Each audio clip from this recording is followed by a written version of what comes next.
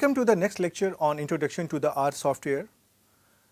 You have seen that in the last lecture we started the topics on loops and we had discussed one loop, that is for loop, and there are three possible loops which we are going to discuss.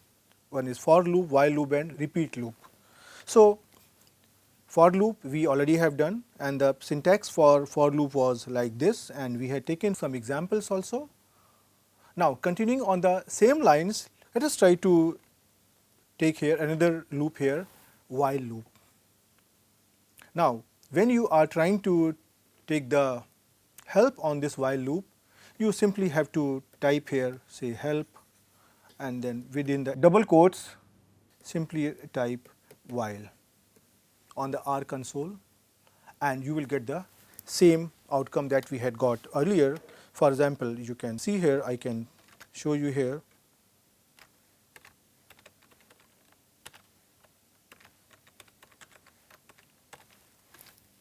And you can see here that will bring you to the website of our project where all the help is given. So, again all the things are given over here. You can simply read it and try to gain more information in depth. Right. Similar to for loop, this while is also another type of loop, but this is more useful when the number of repetitions are not known to us, whereas in the for loop the number of repetitions are known to us in advance. So, in this case we have to keep in mind that whenever there is a situation where the number of loops is known to us, just use while loop. And this is also a sort of iterative algorithm. For example, if you are a little bit familiar with the statistics, when we try to maximize a function, for example a likelihood function, then it is a sort of iterative process that the process will continue till the maximum is obtained. The maximum is going to be obtained in the 5th round or in the 7th round or in the 100th round, that we do not know. In those situations, this while loop is more useful. The syntax of while loop is as follows. Just simply try to write down here while, WHILE in small letters. Then inside the bracket sign, try to write down the condition which has to be checked. And then try to write down inside this curly bracket all the commands which are to be executed as long as this condition is true. So, in very simple words, I am asking my while loop to repeat the program unless and until the conditions remains true. That means as soon as the condition become false, the program will automatically stop. That is the advantage of while loop. So, let us try to take here some examples and try to understand. Suppose I take a variable here I and I assign it a value I equal to 1, and I am saying here as long as, or in your R language, while I is smaller than 5, please execute the following program, and I am trying to write down this program inside these two curly brackets.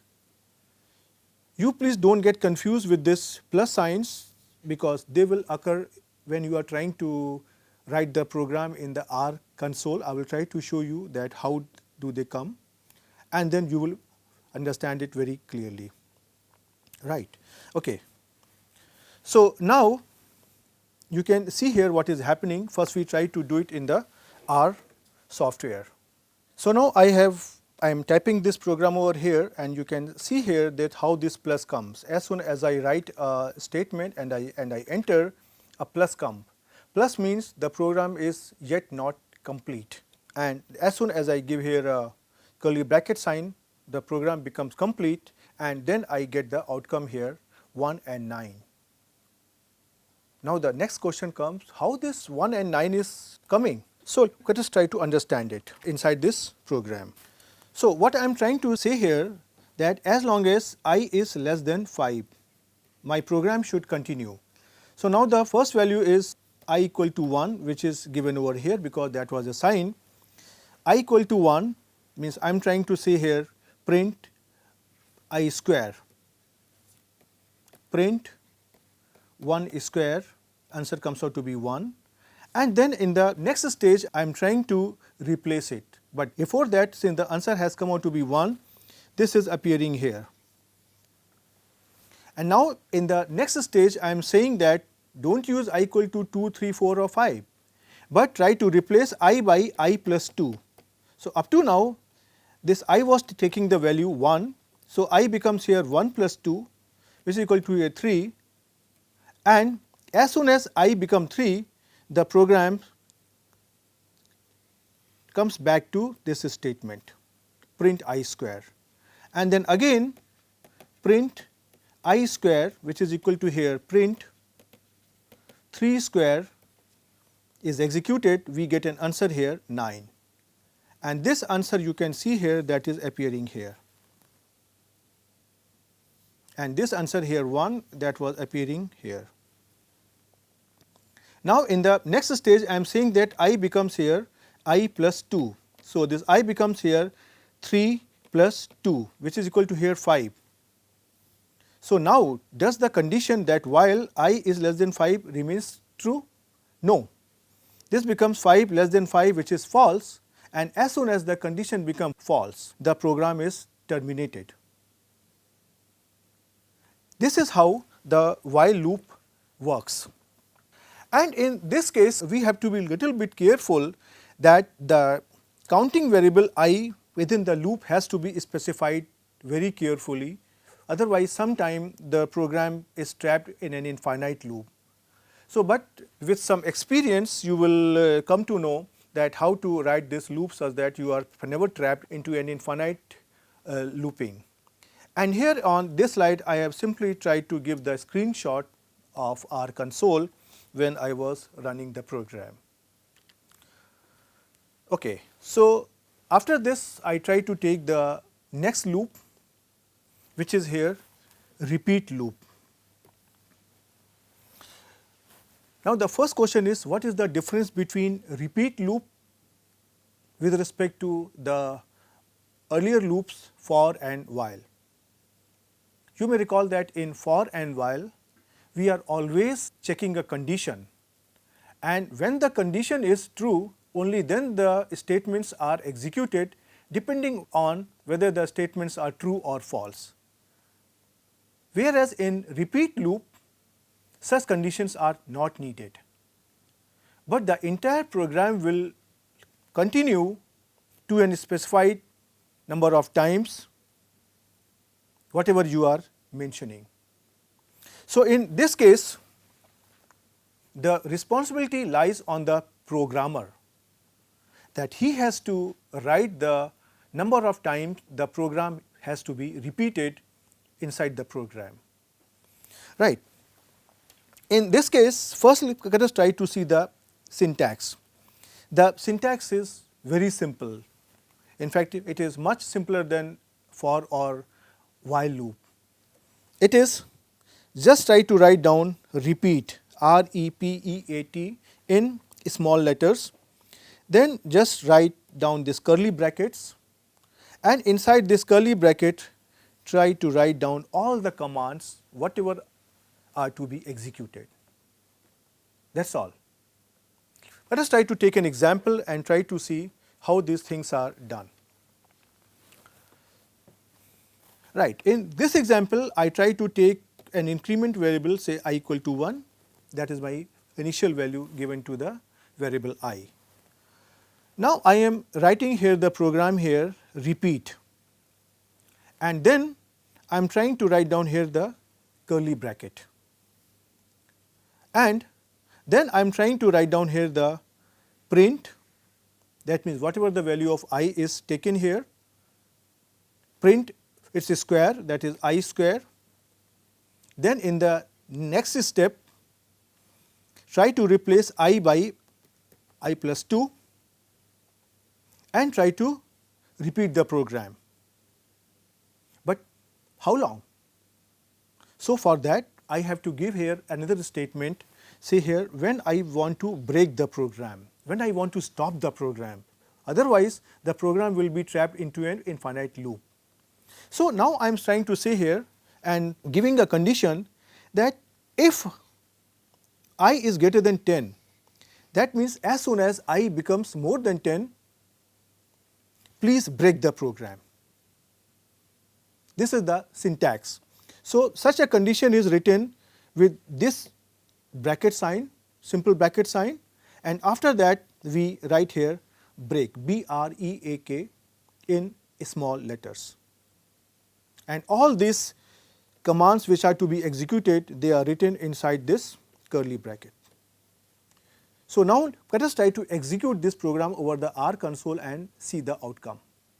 So, now I am trying to type the program over here inside the R program, and you can see here again you are getting a plus sign, that means the program is not complete, but now I complete all my steps and I try to write down here the curly sign, and as soon as I press enter the program is complete, and you can see here this is the outcome that I have got. So, now you have to understand two things. First of all, since I am working directly into the R console, that is why all these plus signs are coming. But in case you are working with R Studio, then you can type these commands over here and these plus commands will not appear. So, do not get confused when you are working with R or say R Studio, right. So, let us try to first understand that how this outcome is generated, what is the logic and what is really happening. So, you can see here I have given the initial value of I to be here 1. Now, the program starts with this value and it takes I equal to 1, and now I am asking it to print I square. So, it is printing me here 1 square, and this 1 square is equal to here 1, and this is printed over here.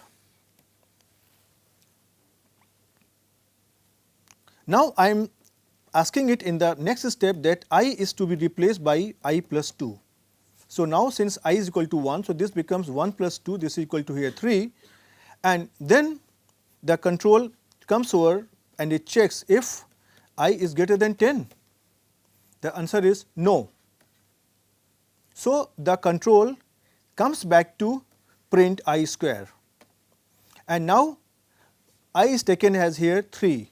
So, this is printing here, this is printing here 9, and this 9 is printed over here,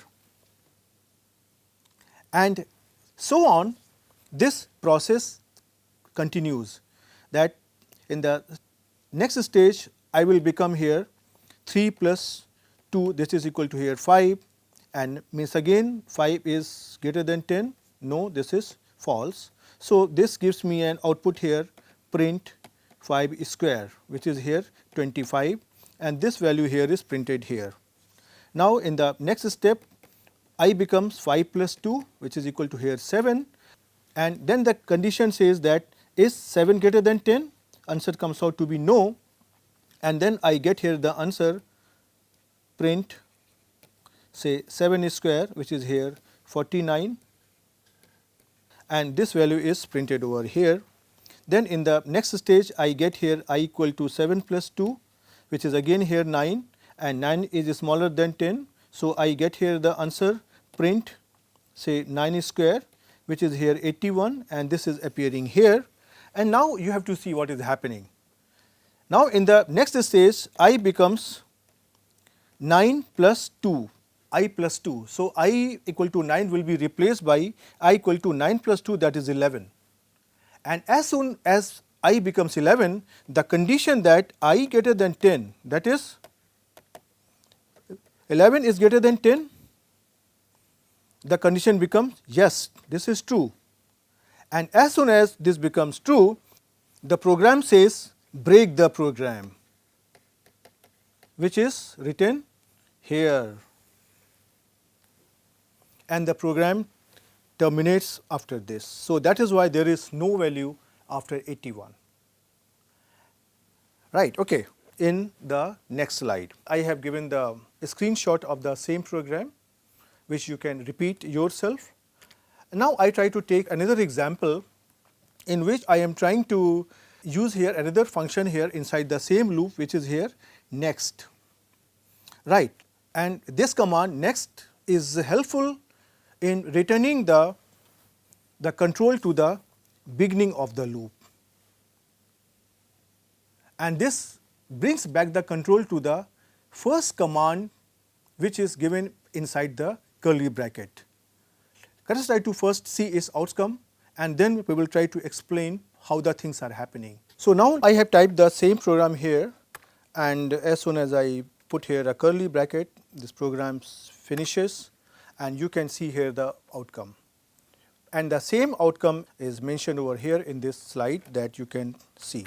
So now we have to understand how this outcome is coming. So you can see here I have given here I equal to 1. So this program comes over here, and it gives me here trying to replace I by I plus 1, which becomes here 2. And now in the next step it is trying to check whether this I is smaller than 10 or not. Now I can see here that 2 is smaller than 10, answer is yes, this is true. And when it is true, then it is trying to take next I, choose next I, and this process goes on. Then in the next stage the control from here next comes back to here I equal to I plus 1, which is the first command in the list, and this process is continued that this print I square will be established, will be executed only when this condition is false. So now you can see here that as soon as I equal to here, say here 9, the I is replaced by 9 plus 1, which is happening here 10. Is in between you have to do all these calculations yourself, right. And then I becomes 10. 10 is smaller than 10? No. Then in the next stage I becomes 10 plus 1, which is here 11. And then in this case the condition that I less than 10, that is 11 less than 10 becomes here false. And as soon as the false condition come, this is executed, and I get here print 10 square, which is here 100. Now it goes with I equal to this 11, I equal to 12, I equal to 13. And now as soon as I say here these values are given here, and as soon as I take the value here I equal to 14, this condition here that I greater than or equal to 13, that is satisfied, and this becomes here true. And in this case this command here break comes into picture, and the program stops here.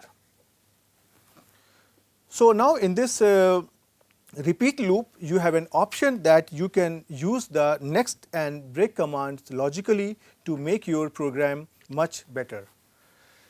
So now we have completed some details on the loop, and now it is your turn to do some more practice, take some question from the assignment, take question from say books or from your area and try to practice them.